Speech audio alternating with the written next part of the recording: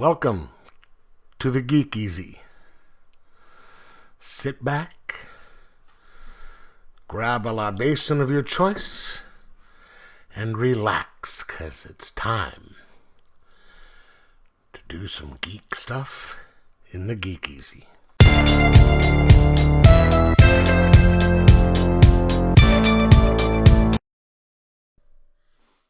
Welcome to the Geek Easy, fellow geeks. Grab a beverage of your choice on this Good Friday and take a drink, because I will be reviewing Legion of Superheroes, the animated movie by DC. Alright. I am not a Legion of Superheroes fan.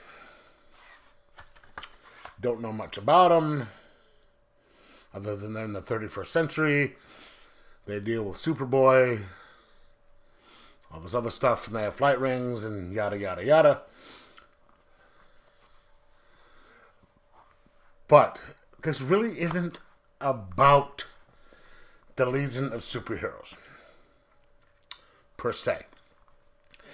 This movie centers on Supergirl. So the first few minutes is Kara Zor-El on Krypton.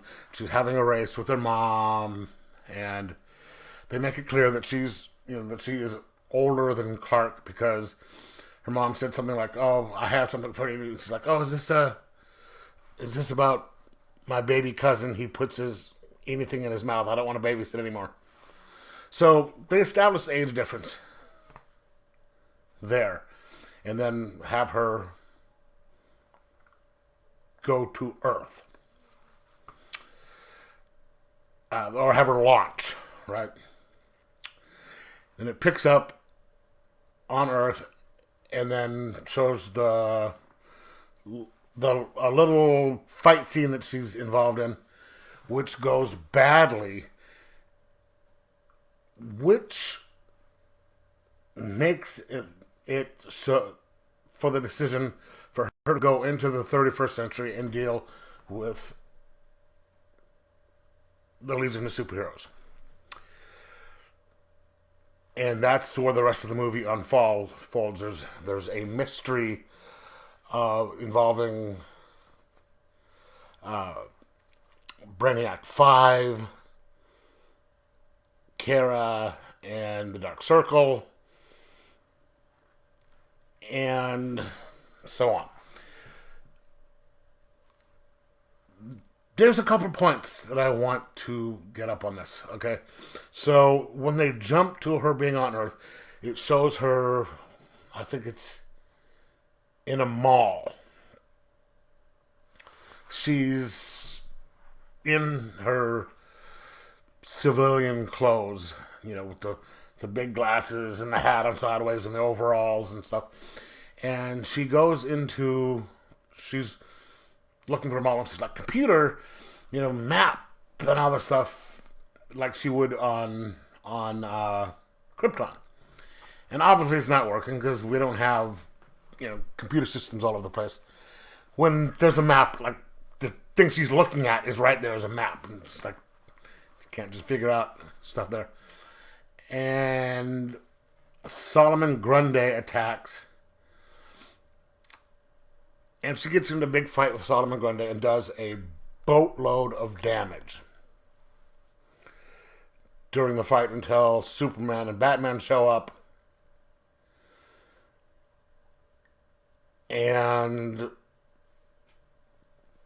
help put Solomon Grundy down without much more damage. Now, I think they mentioned that she'd been there for like 2 months at this point.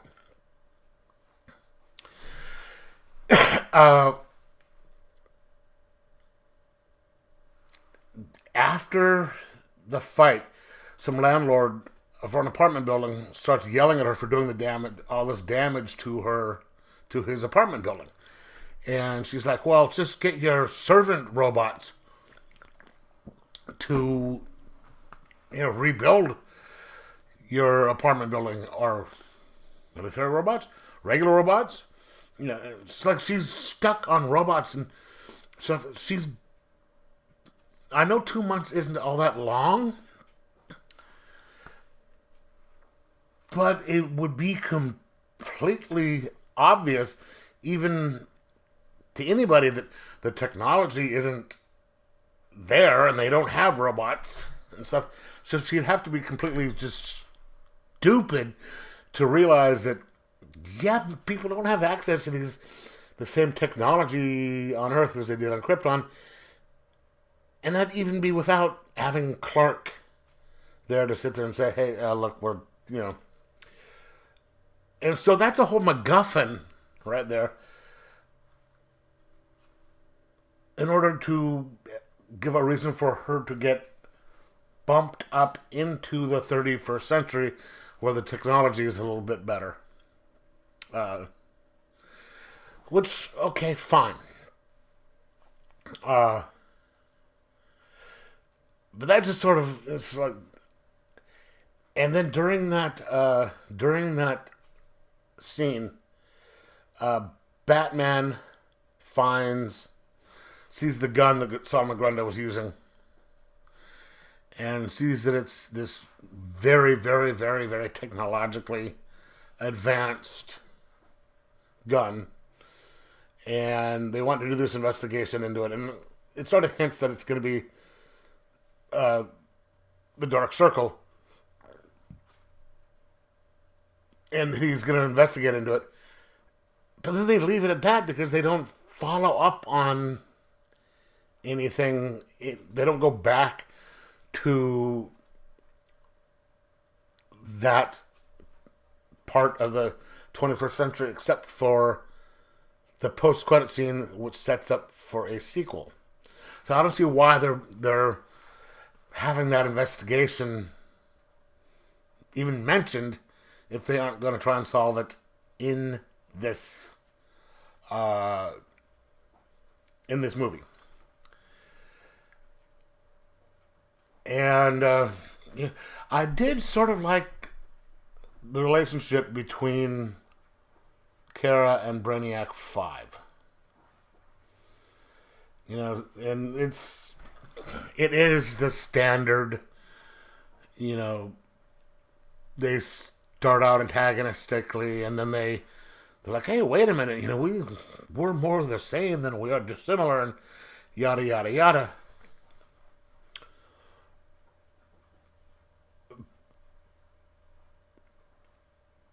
But then they introduce all these characters for the Legion of Superheroes Academy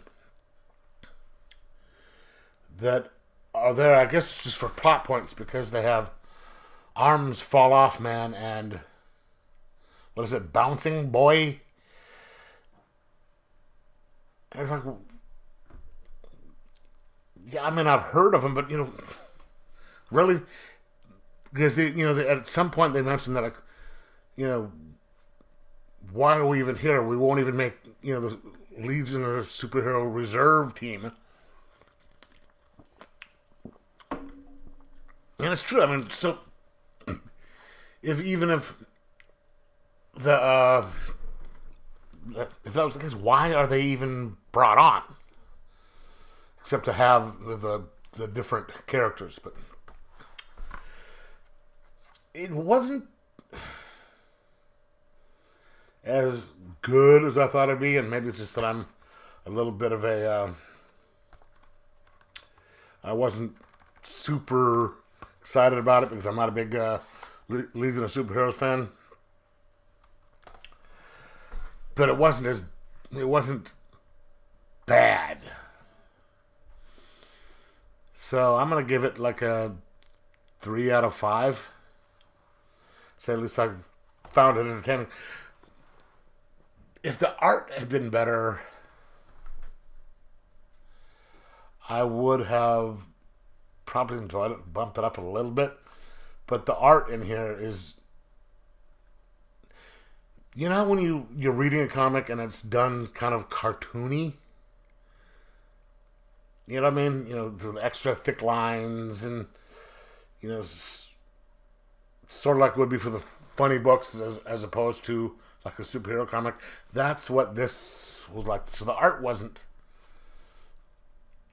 It's not up to the normal standards of the DC art that they do in the animation, and that kind of bugged me. So yeah, that's also another reason. So I'm only giving it a 3.0 out of 5. Say, hey, you know, if you're Legion of Superheroes fan, you probably enjoy it. But if you aren't that big of a Legion of Superhero fan, yeah, you can probably take it or leave it. And that's just, I'll leave it at that. Anyway, let me know in the comments below what you thought of it, if you watched it. And like, subscribe, most of all, enjoy your superhero movies.